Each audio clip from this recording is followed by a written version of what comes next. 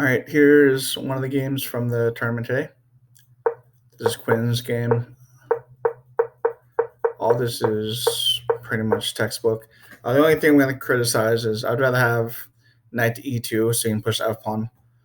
I know you want to get that bishop that's on e6, but you can still get it if when e5 takes f4, knight takes, you still have the same threat.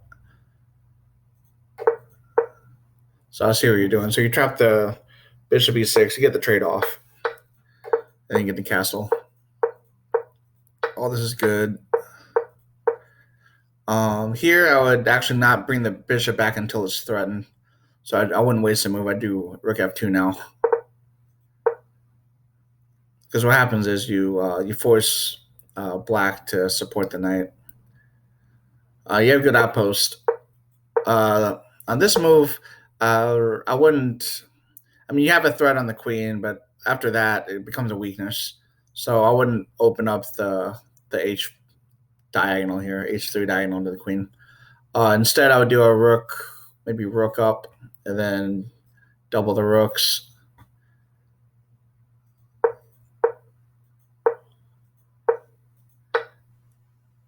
Yeah, all this is fine. Here, I would kick the queen. Here again, you force black to defend, and he has time to defend. So instead, before that, I would maybe kick the queen, and after the queen goes back, I would again do a rook lift, and then double the rooks up before you do this h6 attack. That way, when bishop tries to defend it, sack a rook, and then they can't save anything. So you want to prepare it before you throw it out there. That was too easy to stop.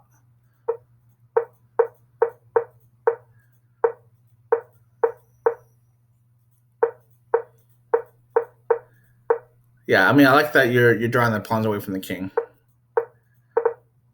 Problem is you don't have any really attacks. So what I would do is I would remove the guard from this e6 square.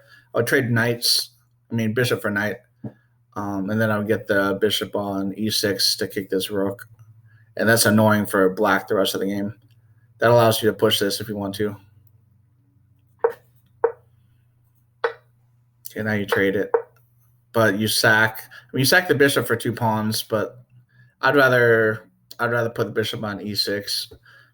You also you're sacking, plus you're eventually going to give up the d3, b4, and a2 pawns, which is too hard to hold on to.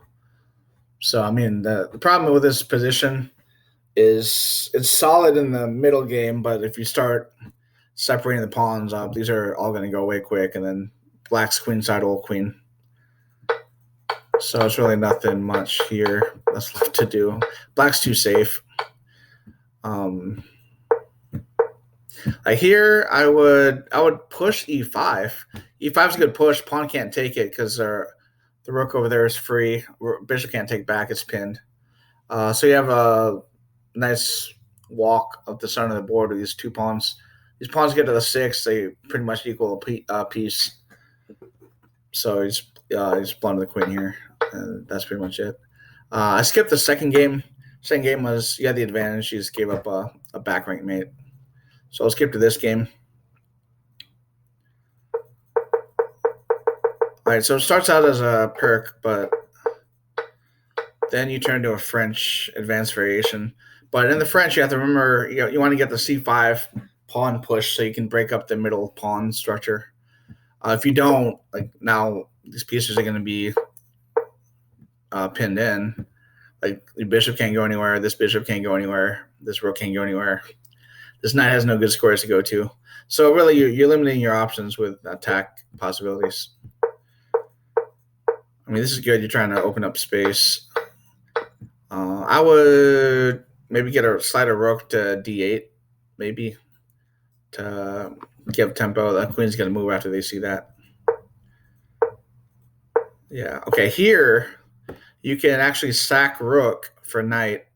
That relieves this square. And then you get this pawn, or you have the queen guarding the pawn, but it gives you attacking chances. So with this pawn off the board and a rook here, threatening this pawn, if you get a bishop to here, so if you get a bishop to here with that open fianchetto diagonal, you have some chances. But without that, I mean, blundered the rook there. But I mean, without that, it was hard to come up with any attacking strategy. So